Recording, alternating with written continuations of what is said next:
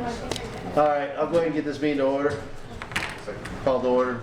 Joint meeting of the Planning and Development Subcommittee and Town Council meeting, Tuesday, October 12, 2021, 5:32 p.m. here in the Veterans Room.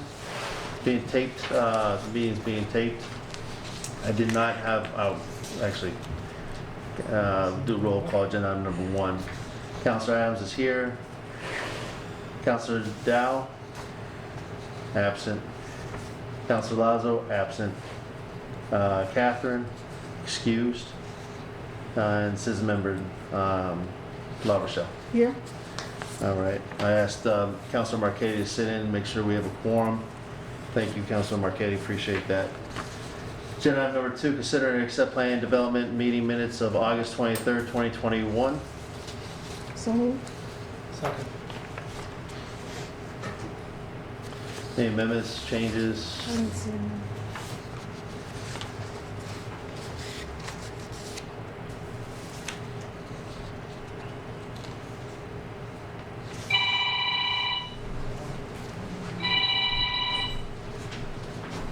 Councilor Marquez, you see anything at all? No, that's good to me. Okay. All right. All those in favor? Opposed? 3-0-0. Agenda item number 3, review, discuss committee board interest request from Pamela Paquin to serve on the planning board effective the date of council confirmation through June 30th, 2024. Ethics are in good standings. Entertain a motion to vote to recommend the council confirm this appointment. I recommend council confirm the appointment. Is that what I Just- do? No, just make a motion. Okay, I make the motion. All right. I'll second. Okay. Discussion? I do. I'll let the town manager real quick. I just want to inform the members of the subcommittee, I did take the time to speak with Ms. Gordon one afternoon. We had a considerable discussion about the background and interest in the position, and based on what she provided in her application when we discussed, I thought she would be worthwhile. Thank you, Mr. Town Manager. Councilor Marquetti? Thank you, Mr. Chairman, through you. Sir. The problem that I have with Ms. Paquin is that she is part of this effort to get a right to farm bylaw on the books. And I know at she's been pushing it for a couple of years now, coming to the planning board, coming to the town council, trying to push for the right to farm bylaw, and I'm opposed to the right to farm bylaw. I'm not opposed to farming, but I don't believe that there should be farming on every street corner in Southbridge.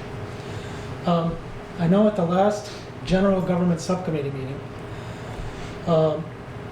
Maureen Doyle, who is a member of the Agricultural Commission, said that the right to farm bylaw was dead. It was not coming back. I had asked about it, and we were talking about the stormwater bylaw. And my concerns about the stormwater bylaw and exempting farms in town, she said, well, that bylaw is dead. So I was surprised at the October 5th meeting of the Agricultural Committee that the right to farm was back on the agenda, and they spent over an hour talking about that agenda. And it's their effort is to put it on the planning board and then bring it to the town council. So in my opinion, that is at least a conflict of interest, maybe not strictly to the letter of the law, but it is a conflict of interest to get on the planning board, which is going to vote on an item that she is pushing for. So that's why I'm not in favor of Ms. Paquin being on the planning board. Thank you, Councilor. I would like to say one more thing. Yeah. I was watching the Agricultural Commission meeting, and the chairman of the planning board said that they are in conversation with you and Eric concerning the right to farm bylaw. And I was a little surprised by that too, because I think that you and I have had discussions about Me? what he said. Who did? The chairman of the Agricultural Commission. So I was surprised by that comment, because I know you and I have had conversations about the right to farm bylaw. Absolutely. So I'm not sure what that was about. But again, for someone who is pushing for a bylaw to get on a committee that is going to be voting on the bylaw, in my opinion, that's a conflict, so that's why I'd be voting against this at the town council meeting. Now, I don't have a problem if you want to send it up, but for the town council meeting, I will be voting against it. Okay, Thank you. thank you. Peter, you got anything? No, sir. So, go ahead. Do you mind if I? Sure, absolutely. So the planning board currently has 6 members. We are expecting one member to resign at the end of the meeting on October 20th. That leaves 5 members on the planning board. In order to make any decision on a special permit, requires 5 positive votes. Now, for companies such as LabX, who is here for a host community agreement, they would not be able to proceed without a 6th member on the planning board because one member of the planning board works for one of our marijuana dispensaries and cultivators and recuses herself from all marijuana applications because it would be a conflict of interest for her because it is a work-related entity and she wants to be sure that she is not biased in any way. So that leaves me with 5 individuals to make positive votes. I understand biases and wanting to push through certain bylaws. However, it's 1 vote out of 6 or 7. Okay. Can I respond? Yeah, go ahead. Councilman McKee. Yeah, the number of members you have on the board really kind of is irrelevant. You do have 2, although you do have 2 other people who are applying for the planning board. So I think you have plenty of interest in the planning board. I think either one of these members who say, I'm okay with alternative, they would probably be okay with serving full-time on the planning Councilman board. McKay, just to let you know, those 2 are not coming forward. They're not on the board, but they're applying. They're not. They withdrew. rescinded their application. Okay. Just for clarification, just so you know. But, I wasn't aware of that, but still, I feel it's irrelevant. You're gonna have to find someone else. Thank you. Thank you. Anything else? No, I'm good. So the only thing I would say here is I believe everybody that comes to a board or whatever it may be, or a town council or a school board has an agenda in their own personal beliefs. So I don't have a problem with Ms. Paquin applying for this, and it takes a lot more than just one person to make a decision from the town council to the planning board process. So as far as myself, I'm in agreement with Councilor Marquette. Not that I don't want a right to farm bylaw. I don't want the current one was proposed a year ago because I don't think it fits the mold for this town. I think we have a lot of issues with that. I will say, as I talked to Ms. Paquin said, it's not moving forward. And they were just looking for support for farmers with some type of sign. That was the last conversation I had.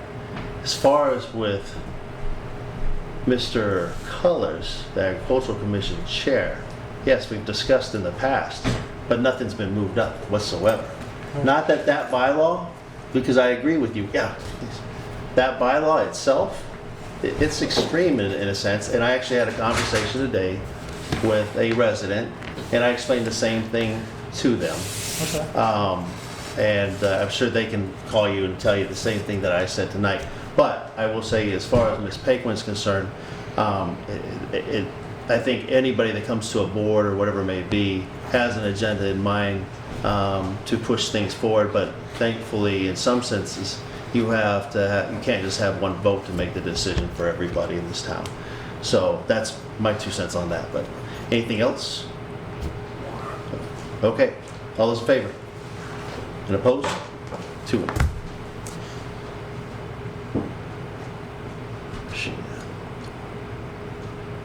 Okay. Agenda item number 4, they withdrew. Agenda item number 5, they withdrew their names. And we just got clarification today on that. I know there was talk last week, but clarification today.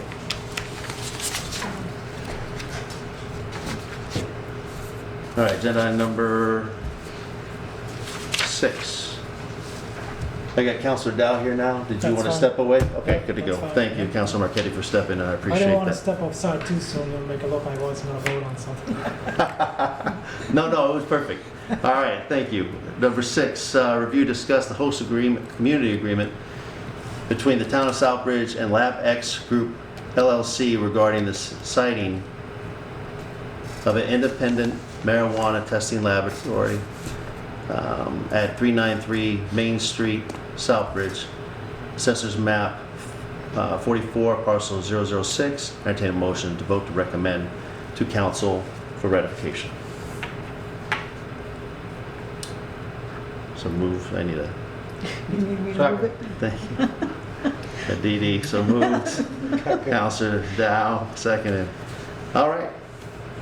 So, Can I have a clarification?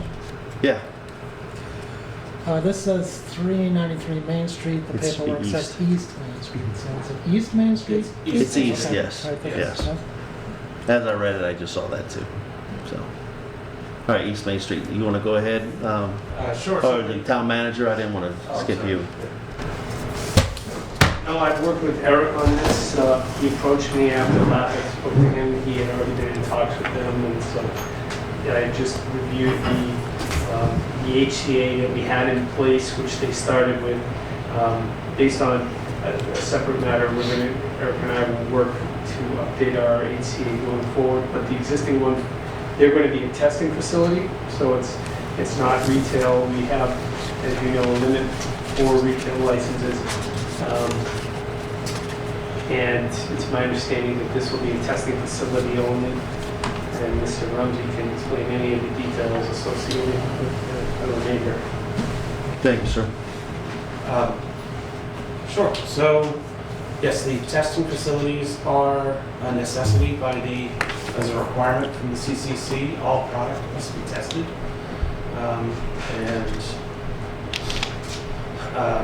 The siting of laboratories, there's not that many in the state that have been approved. So there's definitely a need for them. The great thing for economic development is they bring well-paying jobs to town, high-skilled. There's a lot of interesting science behind things with doing all this testing that's required. But I'll let the LabX team introduce themselves and kind of explain a little more. I've got some slides I can project if you. Yeah, that'd be great. Thank you. Okay. You mind if I sit there? No, no. I feel weird. You sit next to me anytime you want. Okay. Okay. I'll just do it this way.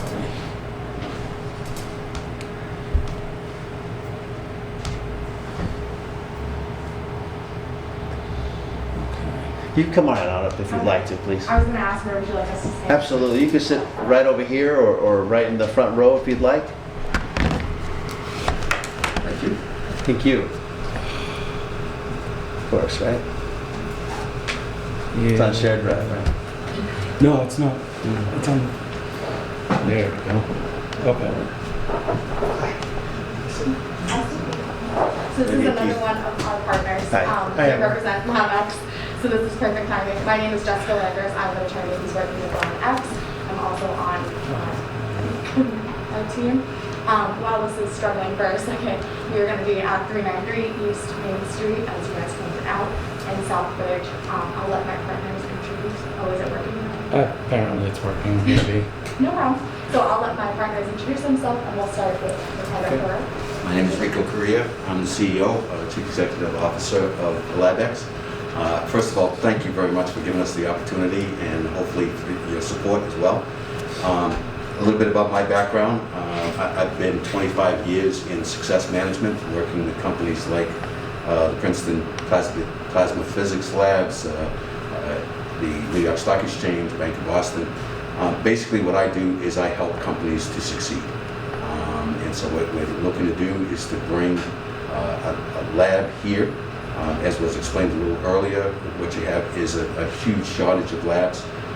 And what we want to be able to do with LabX is to bring 3 of our core values to you.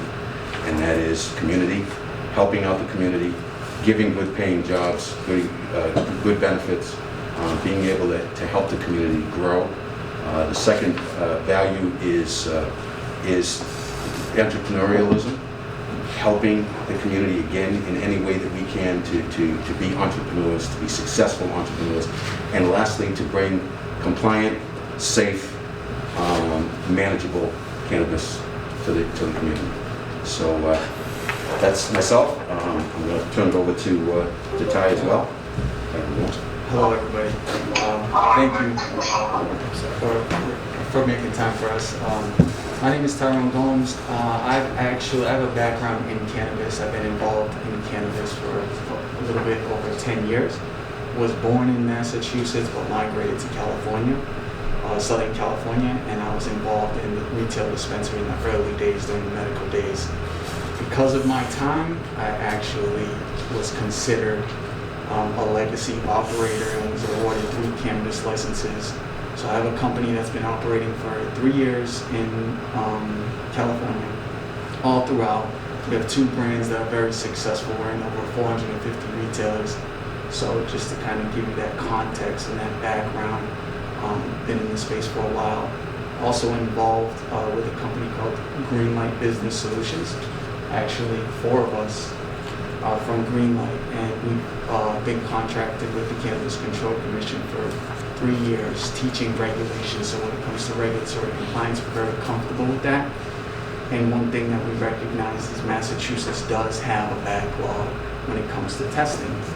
As Rico said, we really believe in access to safe cannabis. Just to give you a little bit of context, in some of the more established markets, you get lab results in 3 days. Here in Massachusetts, it's about 3 weeks, sometimes a little bit longer. So we recognize this as a great opportunity to not only help break down that bottleneck, but it could be a great business opportunity in tax revenue as well for Southbridge. So it's a little bit of Thank you. And last but not least, Keith Boyd. Thank you for taking out time. It took a long drive to get here. I'm glad I made it just on time. My name is Keith Boyd. I am the COO of LabX. My background is 20 plus years working in the pharmaceutical industry, namely working for Merck Pharmaceuticals on the global side of things, as well as Medtronic from a cardiovascular perspective, as well as Johnson & Johnson from a surgical perspective. I have a ton of experience training and managing folks from a sales and marketing perspective, as well as managing large operations. My job is to be the keeper of truth, because we, LabX, will be that gatekeeper. It is absolutely imperative that the businesses that are the labs, those independent labs, stand in the gap, because up until now, if you think about the illegal side, you have no idea what you're getting. Our job every single day will to make sure we maintain that truth. If it's not right, it's not going to get past us, because we're husbands and wives of folks, and we know it's important to make sure that we are giving the consumer an absolute truth and make sure that it's safe to be utilized. So that means we're regulated beyond what the state has. There are standard nationalized and international rules on how a lab is supposed to run.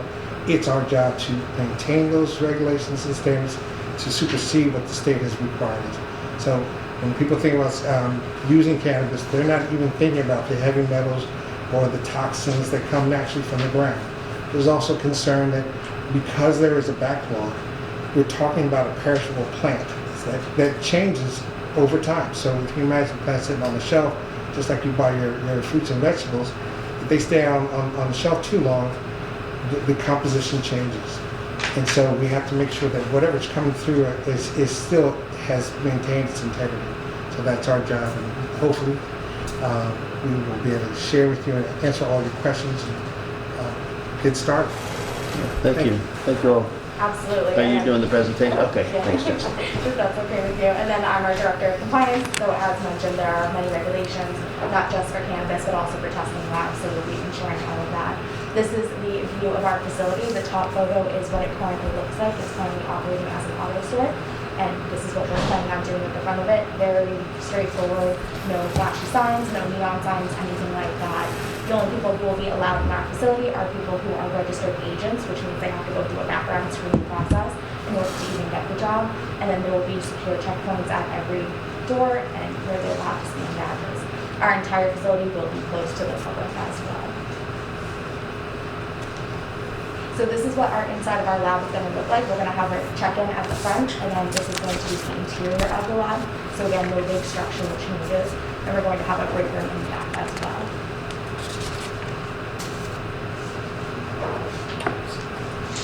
So like I said, our entire facility is going to be closed to the public. We are going to have state-of-the-art cameras that are constantly rolling. They also keep at least 90 days of footage backlog just in case something does happen.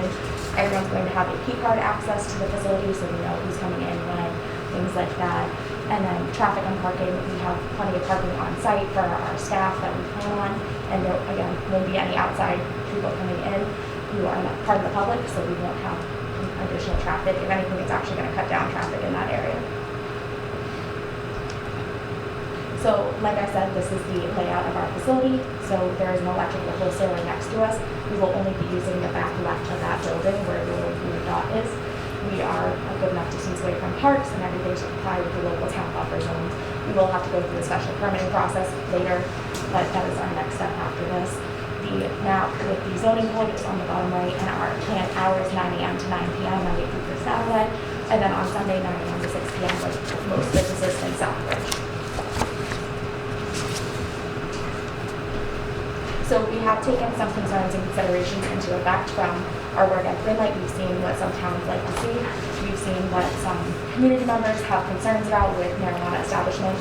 One big thing is being a nuisance, so the neon lights, loud sounds. We aren't going to have any of that. Like I mentioned, we won't be having any neon signs. We won't be having any hazardous smells. We're going to have our own waste pickup that will take care of the hazardous materials as required. We also plan to be a good neighbor to Southbridge. We don't just want to be this company that comes in and operates. We actually want to give back to Southbridge as well. So with that, we do plan to hire at least 30% of our staff from local Southbridge people, which works out to about 9 to 10 people at a minimum. We also will be donating to public charities and money, services, and kind, however we can help. We also will be having eco-friendly lights, and we'll make sure that that is one of our top priorities, as well as giving back to the town. So we plan on having a LabX Success Program,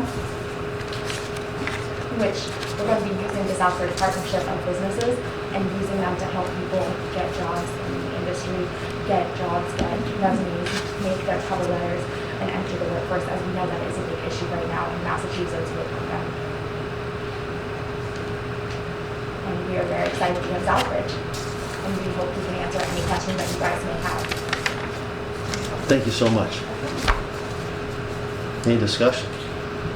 Councilor Marquetti? Thank you, Mr. Chairman, through you. So what exactly do you do? Great question. Great question. Sure.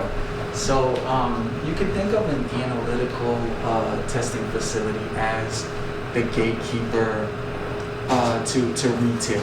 No product in any market can go on the shelf unless it's been thoroughly tested for multiple potential hazards or contaminants.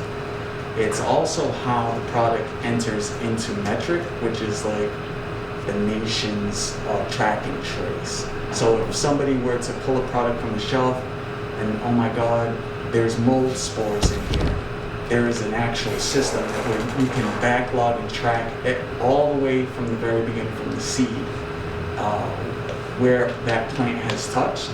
And normally how it goes is if a product does not pass on every level, and the panel has like 9 different levels, then it would not be deemed compliant and is not allowed to be sold on the retail shelf. So it's for the CCC and the regulators.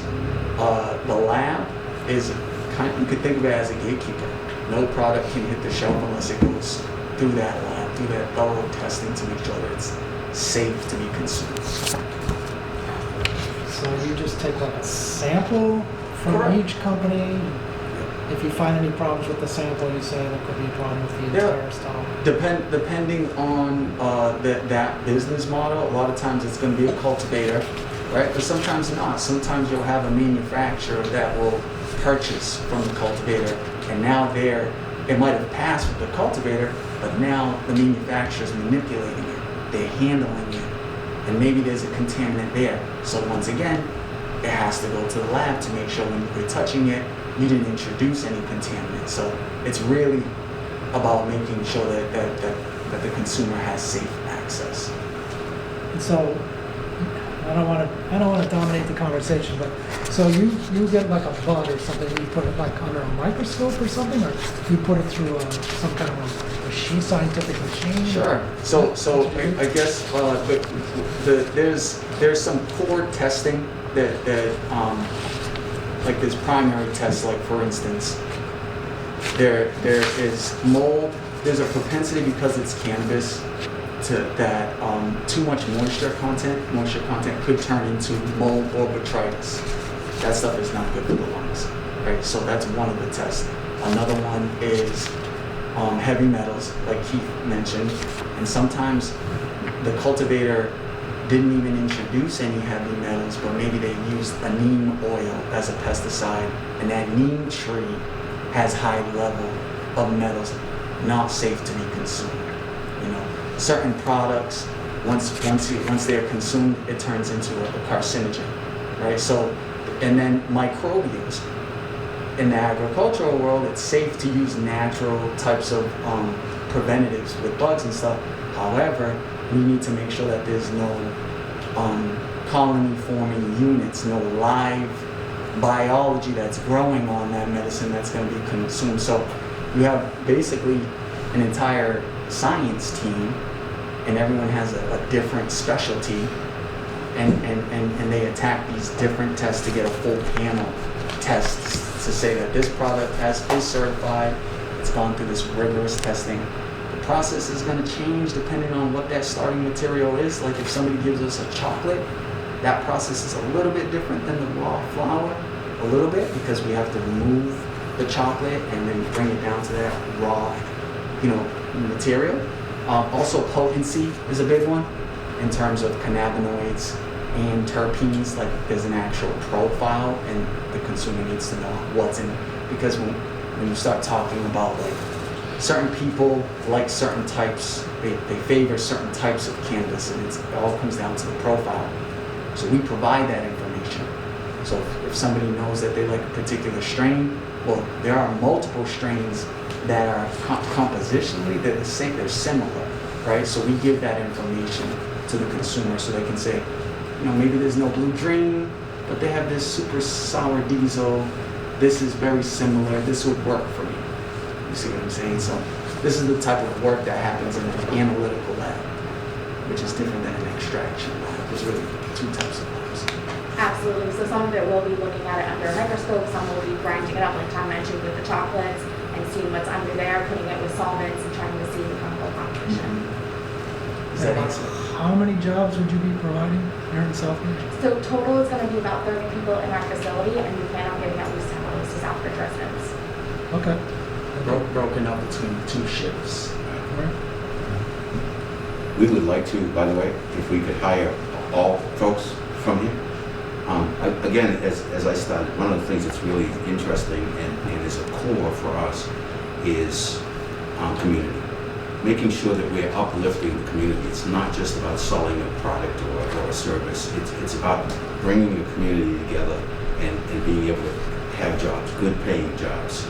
Science, helping folks to understand that right now STEM, science and math, and all of those things are part and parcel of what it is that we're trying to bring, not trying to, we're going to bring to Southbridge when that happens. So what we want to be able to do is to create the right kind of an environment to give folks 3 things, and I say it all the time, these folks get tired of hearing it. It's process, resources, and people. Okay? Solving all problems are around process, having the right processes to do what you're just saying. Look underneath the microscope, identify what's right and what may not be right, and then make sure that those folks, that's rectified. Then you have resources, which is, do you have the qualifications? Do you have the instrumentation to be able to make sure that you have that? And then you have to have the right people in the right jobs. And it's something that over the years I've seen is that you have great process, you have great resources, you have the wrong people. in the job. So one of the things that we're going to do is to make sure that we have all of the right people in the right positions to be able to make sure that you all and everyone else who is purchasing products are safe. And not all the positions will be science-based, as we know not everyone has a huge science background. There will be office workers, things like that too, inventory specialists. So there are a variety of jobs. I'm good, Okay, thank you, Councilor. Councilor Dow. Thank you, Mr. Chair. Do you guys have any other place somewhere else? Any other locations? Yeah. No, this is our top choice, and this is the only place that we want to be right now. Any of you residents of Southbridge? I'm Southbridge. One of our members, Zach Labonte, is. He lives in Southbridge and owns the facility. Thank you. You good, Councilor? Thank you. I got some questions. Who brings the product to you? Can you just give me a scenario? Is it something that Great you question. go to court or something and they say, okay, we're gonna check this stuff because we've had this complaint and whatnot? Who brings it to you? And Great question. So if I may, we're toying with a couple of things, but traditionally, you say you're a grower, say you actually harvest the plant. Either you send it to us or you come and get it. So we would prefer for us to come to you so that we independently can pick and select the samples to ensure that what we're pulling is a true representation of that particular crop or batch. In fact, the CCC, which is the Cannabis Control Commission, would prefer us to do that so that we swing at the highest level of integrity in terms of collecting those samples. It's not about if and when they have a complaint. We're testing every single time. Think of it this way. Whenever you go to the grocery store and you buy any produce or meat, somebody, hopefully, has already inspected so that when you grab that package, you know without thinking that's safe for you. That's our job. So we're testing as new things, as new products or shipments of plant get produced, be it at the cultivator or if the manufacturer takes it and then alters it, we have to touch that and make sure that that also hasn't lost its integrity or something hasn't gone awry with that. So we're testing it at all levels, both the grower and the manufacturer, so to ensure that when the retailer has it, he or she can say, this has been tested, it's completely safe for you to use. I want to add something else, and that is that, and Ty mentioned this earlier on, no product can go on the shelf of any dispensary. No product can go from cultivation to product manufacturing without having to have gone through this process. So it's not like somebody complained and said, it really isn't. It's once it's grown, in order to get it from its state here to a shelf, it has to go through this process. Really quickly, if I may, just to kind of bring it full circle to address your question. So this is a nuance that's a little bit unique in Massachusetts, where the CCC allows license holders to mail in or drop off their samples. This is not common in some of the bigger markets like California and Colorado. In the big markets, the lab is responsible for showing up and picking up the samples. Right. This is not happening in Massachusetts, but this is part of our business model. We've actually written it in where we're hiring drivers that are going to be certified and they're going to pick up. It's kind of like a white glove treatment. So we think we can increase, the responsible practices, and then also I think it's going to be a good value add to other operators to not have to worry, because the reality is when you send that sample in the mail, it takes multiple days, the products get graded, right? So if we can get there, one, we can make sure that we're getting accurate samples that represent the whole batch, and then two, it's just we're just making the life of the operator a little bit easier, because we're going to show up and be able to build strong relationships and it's like people to people. So yeah, I hope that answers your question. it does in a way. Now, does the state mandate that they have to have their product, if I'm a manufacturer? Yes. The state mandate, is it in there that you have to have somebody come out and test every so often? Is that? Every batch. So if you're a cultivator, it takes about 2 to 3 months to harvest. And if you're a cultivator and you grew 10 different varieties, after that harvest, you have to send a sample from every single one of those varieties to the lab Mm-hmm. in order to sell it. The state one. Every state. And they mandate that. On the state level. That is a requirement. Testing is a requirement.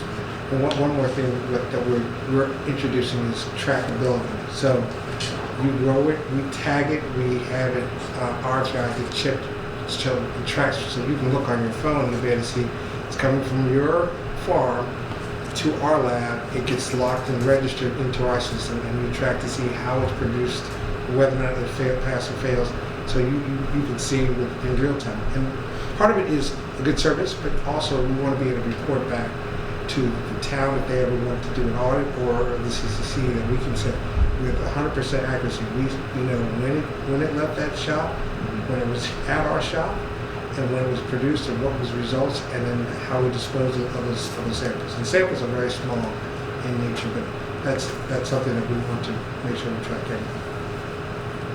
Did that answer the question? Sort of did, but I'm still a little confused. Okay, no, please, go ahead. No, that's okay. I'm just trying to figure it all out. So the process, would that help in the whole process? It of did help Okay. some, yes. But I just don't, is this something new, or Not has new. this been going on all along? The whole time. No product has been sold in Massachusetts without going through testing. The So how problem many is, other laboratories are there? active right now, is it 4? 3? 3. Three. And the rate at which traditional plant touching licenses that are getting approved are increasing dramatically, where lab testing, it's just not as appealing to people, so we're not seeing that happen proportionally. So the bottleneck is increasing. So it It's going becomes to backlog, it's going to take longer and longer. You heard me mention earlier, 3 weeks. Right. In the big market, that's completely unacceptable that you lose business if it took you 3 weeks to get a result back. So we've identified some opportunities and some strategies that can dramatically increase that turnaround time. How many other, do you have any other labs or anything? What do we have going None on in in town. Southbridge We with have all our zero. marijuana? What is there? We have 0 labs. 0 labs. We've only got growing facilities? We have host agreements for 4 retail host agreements for them. We have 2 cultivators, one that's up and running and another one that's standing up. So we've already approved them. When you think about the fact that the whole state has 3 running labs, that's an amazing statistic when you think about other states, and that creates a potential bottleneck for making sure that you have safety, making sure that you have quality, making sure that you have compliance. I think about milk. If I had to wait 3 weeks to get my milk, I'm not sure that I want to drink it. But it is mandated. Do you know how many facilities there are in the state? How many marijuana establishments? The last number we saw was 290 total establishments in the entire state, and that includes retail, laboratories, and everything. And then 3 of those right now are laboratories. There are some others in the works that are up and coming, but none of them are close to being operational as of right now.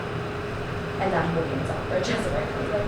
And because it is a bottleneck, the CCC has said that they are expediting application reviews for labs. Because again, it's a bottleneck. And it's a safety issue It's right now. completely safety issue. It really is. So this will be your first one, right? In Southbridge? Correct. Yeah. Okay. You good? I think so. All right. No worries. Anybody else? Just one last question. Councilor Marquette? When would you be up and running? So, I mean, in a perfect world, we would love to be operational by the end of the first quarter of this coming year, if not the second quarter. But, we're pretty ambitious and we're very qualified, so we feel like this is realistic. So yeah, in a perfect world, we got the architect, we got the construction team, we got a lot of our pieces in play. Obviously, we have to go through the licensing process and go through the town and make sure that, you guys want us to be here and we feel good about it, but if all things go well, with the expedited review on the state level, if we can satisfy all the concerns, it could be as early as the tail end of the first quarter. So, Thank you. Are you allowed to bring product from different state? no. No. Only from the state? Only from, as of right now, no interstate commerce. every state all the product has to stay within the lines. So you'll be traveling to different towns, Correct. get the product, test it, Correct. and bring it back. Yep. And that in essence creates part of that bottleneck that we were talking about, because you can't bring product into another state to get tested. Okay. So I was going to ask the same question about the time frame, but obviously that's up to the planning, once the planning board process goes, and then the CCC itself, so it's going to take a little bit of time, even though it's expedited. I guess I was going to look at other things. My question is, how did your outreach go? We sent a recording of it to the city as well, so you guys have the recording being broadcast on the public access television. We did receive any questions from the community beforehand, and all of our letters got notices beforehand as well, and it was published here. Anybody calling? Nobody, huh? No. Okay.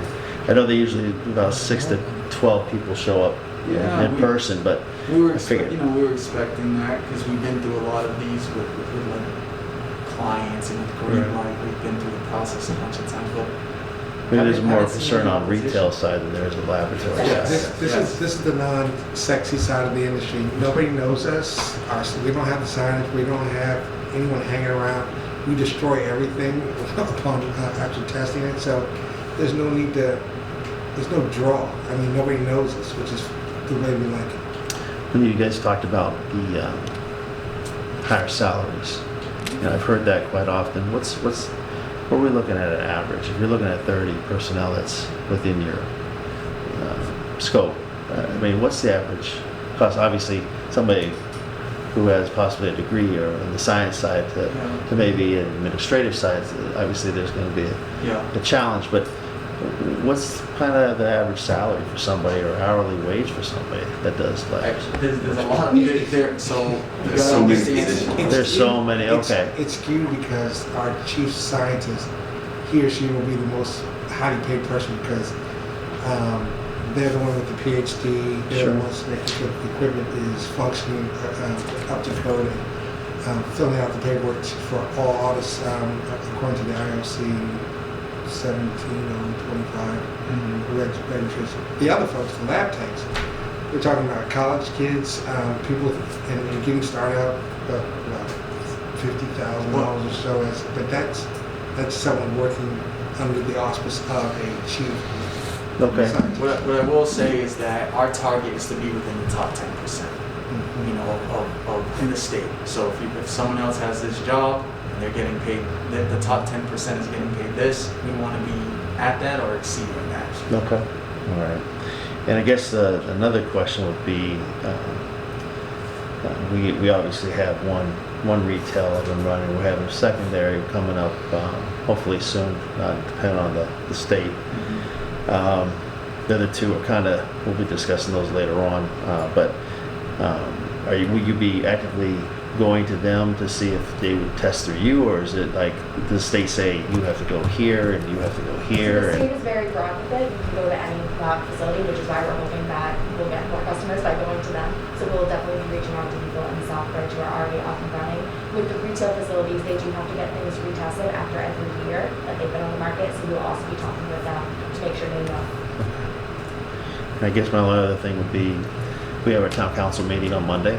Obviously, we've become known to, at least in our own little world over here, to have a presentation to the whole town council. So if there's any other questions, we don't have all the councilors here, but we'd like to have you guys back on Monday. I'm sure Eric is probably explaining that to you as well. And so obviously the invitation is there for you guys, please. Okay, any other questions? Any do come up, you guys have our email, so please feel free to email us with any questions. Okay, thank you. Is there enough parking in that facility for like 30 employees? Well, I looked at it. You got 6, right? So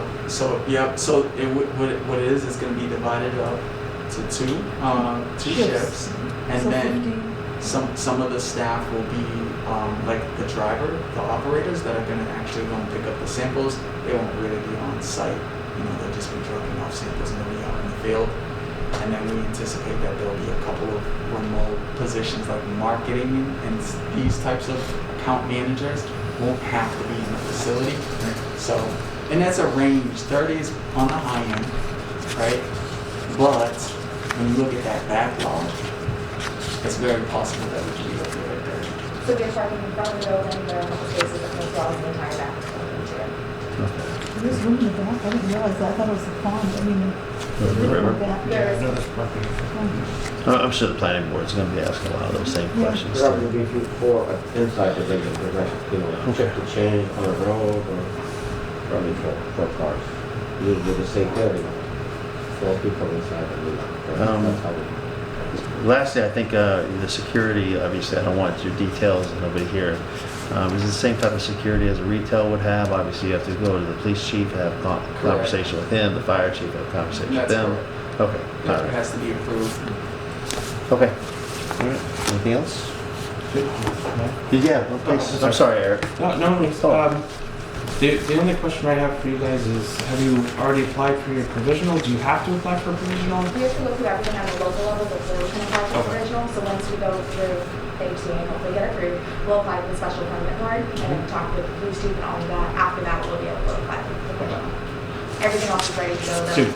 kind of trying to do that simultaneously, the provisional and the special permit? Special or- permit has to be approved beforehand, Yeah. but everything else that the CCC is waiting on from us is already been completed. Okay. So, I did have one last thing, but not really for you, but I talked to Eric earlier. I just wanted to make it clear that I know that from the retail, we did a 3% compact fee or impact fee, at 3%, obviously the taxes.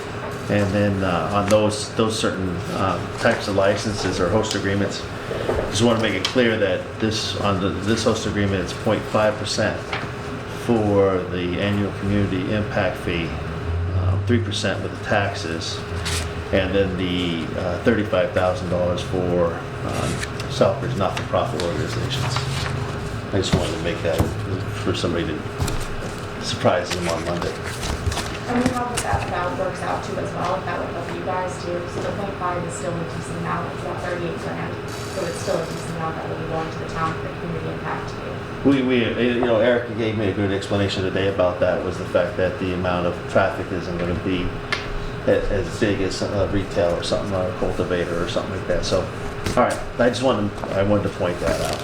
Thank you. All right, anything else? All right, all those in favor? Opposed? 3-0. We look forward to seeing you guys on Monday. Thank you. Thank you very much. Thank you for your time. Very appreciate the opportunity. See you Thank next you week. for all that. Thank you. Take care. All right. Have a great day. You as well. Take care. Are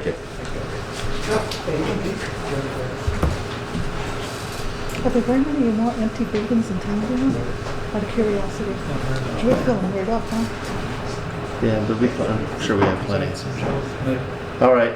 Agenda item number 7, discuss review the is anybody from Mellow Tiger here? No. All right. Go right to agenda item number 8. Review, discuss economic development planning request to use $50,000 in American Rescue Plan or ARPA funds to design a rail trail concept from Dudley to Sturbridge, priority corridor for rail trail connection according to the Mass DOT. Entertain a motion to vote to recommend that council approve the use of $50,000 in ARPA funds to design a rail trail concept from Dudley to Sturbridge and allow use based on the interim rule, page 38 and 41, to help address public health and negative impacts of COVID in Southbridge, and allow the town manager to enter into agreement with BSC Group Incorporated for the work. So moved. A second. Okay. Peg.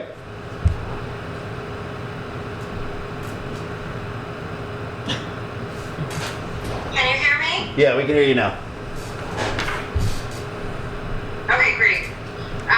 I provided a memo which outlines the language in the interim rule substantiating the request to use the ARPA funds. After further conversation with the town manager, he also pointed to the FAQs where it could be justified that green space, open space, for creating equitable communities could also subdivided use. This will be the initial first step towards applying for this, however much it costs, EDA grant that we discussed last month. We hired BSC Group for $5,000 to help position us to apply for the grant. They've done their homework, they've talked to the EDA. The next step is to develop this concept, a feasibility study for the $50,000, and then once that's done, they will then help us to apply before March for the big grants to cover the cost for the design and construction of the rail trail. Okay. Can you hear us okay, Peg?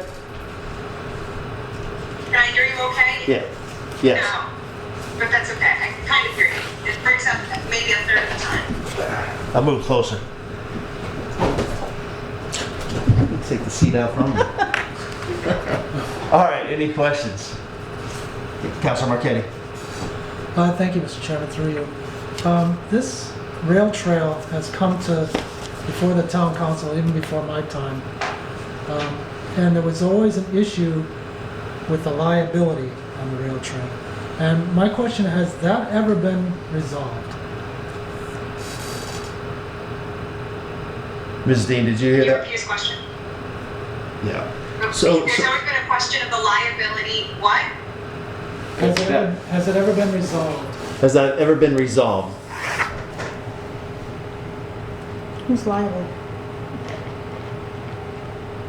Who's liable? Okay, so we're working on that simultaneously. So we've got BSC Group working with us and with Mass DOT to come up with what would be what would help prevent future liability.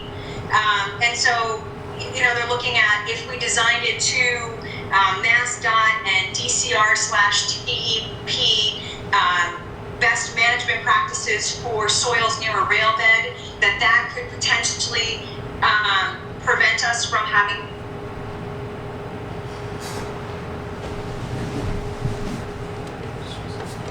You there?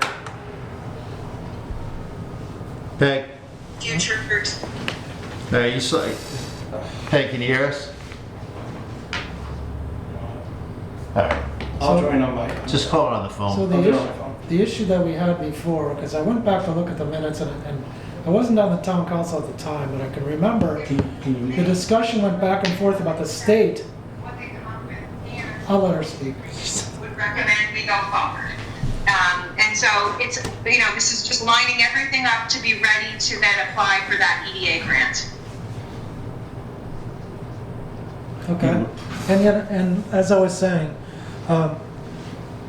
this was discussed going way back to when Eau Claire and actually Monique Manor were on the town council.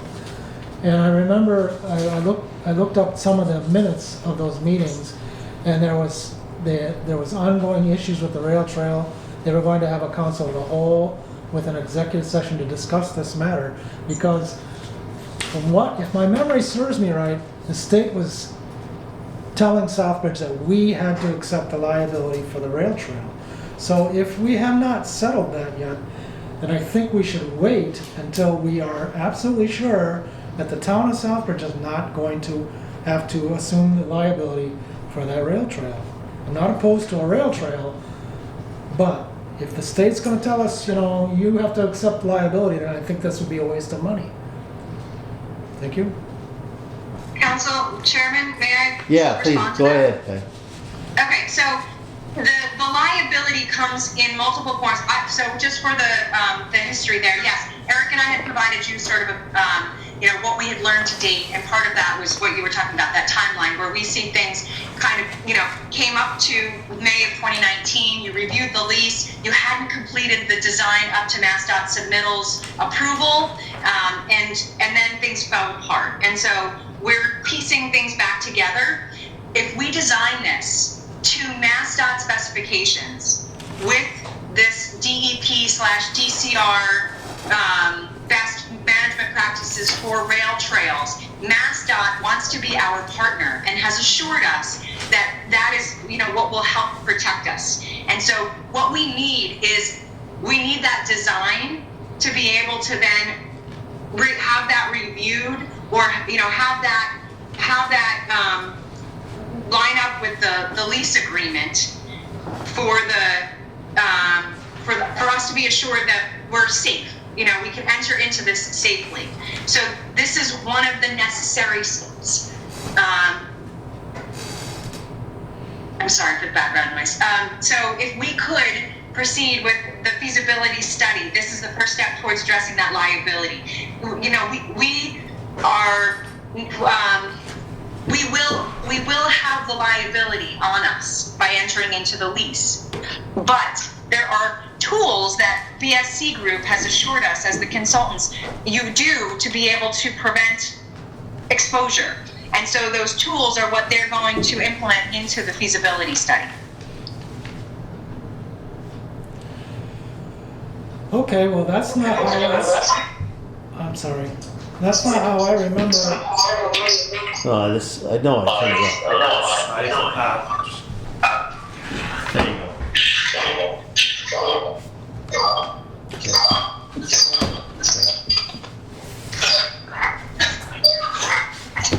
Oh, it's not muted. There we All right, go. there you go. The way I remember it was that the state said there was, I think there was a grant from the federal government of over $1 million, if my memory serves me. But the state said unless we accept liability for that rail trail with the contamination along that trail, they weren't going to release it or something like that, if I recall. So, but that's it. Thank you. That's it. I'm good. Thank you, Councilor Marquetti. I wonder if it would be helpful for me to get something in writing from BSC Group and or invite them to the town council meeting if you are to recommend this up to town council? It couldn't hurt at all. I think they'll give you great advice. Yep. Okay. Anybody else? You good? Okay. I'm good. Dee Dee? I'm all set. Okay. That was quick. I don't think I had any. Hey, just real clerical, little housekeeping real quick. Ms. Dean, on the timeline that you have on the second page of your memorandum, under timeline, October 2021, December 2021. Yeah? Should it say CMRP under, should it see CMRPS Yes, or it should say C? CMRPC. Sorry, that's a typo. No, for that's sure. right. I just never heard of that organization. I just wanted to make sure I wasn't. No, Because I'll look it up for CMRPC 10 is the one. hours trying to figure it out. Thank you. No, that's all. That's all I had. Thank you, Ms. Good Dean. catch. All right. Any other questions? All those in favor? Opposed? 3-0.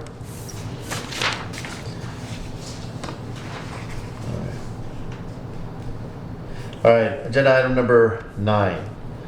Review, discuss the CDBG coordinator's request to extend DHCD's CDBG-CV Micro Enterprise Assistance Grant and QVCDC's agreement from December 31st, 2021 to June 30th, 2022. Entertain a motion to vote to recommend that council extend the CDBG CV Micro Enterprise Assistance Grant and this QVDCD agreement and allow the town manager to sign all related paperwork.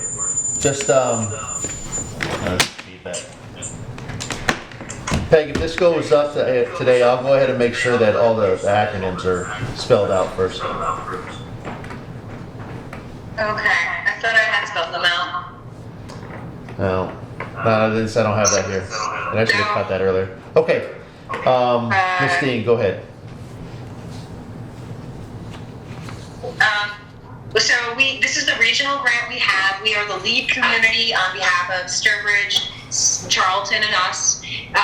We got an email from the state, from DHCD, asking, will we extend do we need more funds? And so asking the group what they would like to do. We all agree we still have funds remaining. We would like to continue on trying to get through the applications we have in the queue.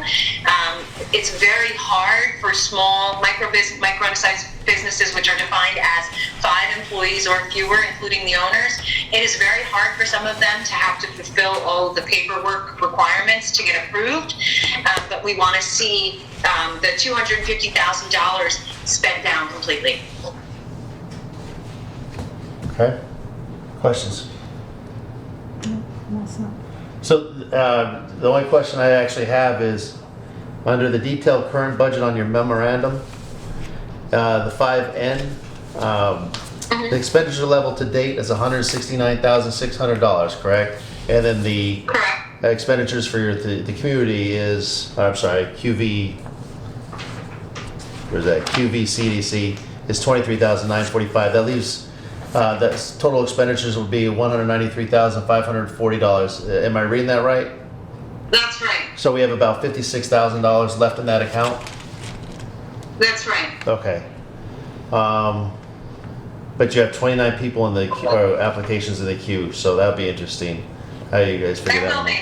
Okay. Right, and best case scenario, what we could do is if we can get more applicants through the queue and we run out of money, we can go back to DHCD if everyone agrees that's what we want to do and ask, can we have additional funds? But the Quabog Valley CDC Executive Director Sheila Cuddy has warned us from day one that would be a miracle for us to be able to get through the bulk of those, and that we'll be lucky if we can spend down the $250 that we have. Again, it's just, I thought that she might be leery for the wrong reasons, but in the end, she's right. It's just very trying for these small businesses.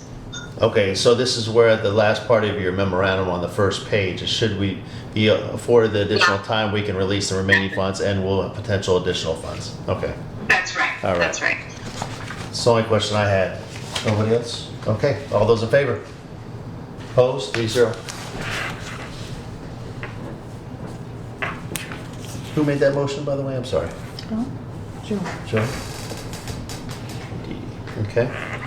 Agenda item number 10, review, discuss whether to recommend the town enter into the park grant agreement, entertain a motion to approve the Parkland Acquisition and Renovations Community Program Project Agreement, recommend raising the $170,940 that is not reimbursable to the town from stabilization, and allow the town manager to sign all related paperwork. Where Where are do you you see reading the that? money?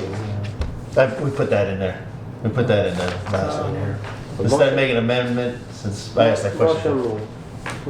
I'll second it. Okay. So could you say that again? Yeah, I sure can. Review, discuss whether to recommend the town enter into the park grant agreement, entertain a motion to approve the Parkland Acquisitions and Renovations for Communities Program Project Agreement, recommend raising the $170,940 that is not reimbursed or reimbursable to the town from stabilization, and allow the town manager to sign all related paperwork.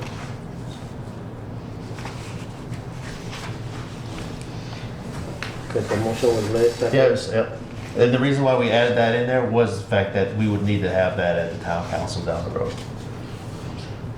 All right, Ms. Dean.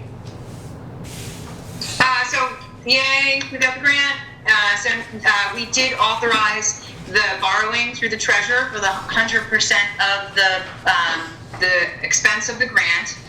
And at some point, we will run out, we'll be reimbursed up to 75%, or excuse me, up to 65% of the grant.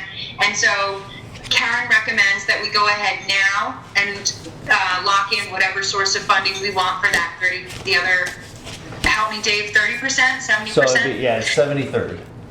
I'm sorry, I've been writing the USDA ambulance grant today, so my head was around 35, 65. So 70-30 for the park grant. So at some point, we're gonna need to have that 30% come from some source. Therefore, Councilor Adams accepted the suggestion of stabilization that was recommended by Karen, and that would require a 2/3 vote. Okay, questions? Thank you, Mr. Sir. Chair, for you. So it's a 400,000, what we got approved, and another 175 from the town? Yes. It was 398,000 some change, and then we have to kick up 170,000. Will that go to just cable park only, or different? No, it will go straight to the agreed upon, the Capillo, McCann, the handball courts, and the skate park. Thank you. And I believe a few other things, lighting as well.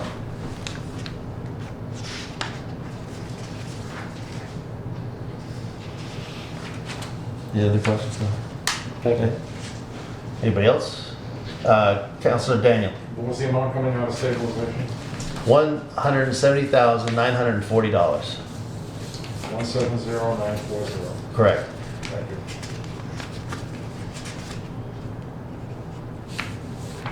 And why would this come out of stabilization rather than free cash? Do we not have free cash for this? I don't know, maybe Ms. Dean can ask that question, or answer that question. Councilor Marquetti asked about the free cash. I would have to ask Karen and get it in writing, and get back to you, if that's okay? That's fine. Yeah, I think one of the other things was, do we bond this whole thing out to turn it into $590 some odd thousand, or $569,800? Or do, as Ms. Dean and I discussed today, you take that $398,000 and pay ourselves back once it's spent, because that money will go right back. It'll pay for itself with the 70% return, and the 30% will come straight out of stabilization. Yeah. That's it. Yeah, Good. thanks. Any other questions? All right. All those in favor? Opposed? 3-0.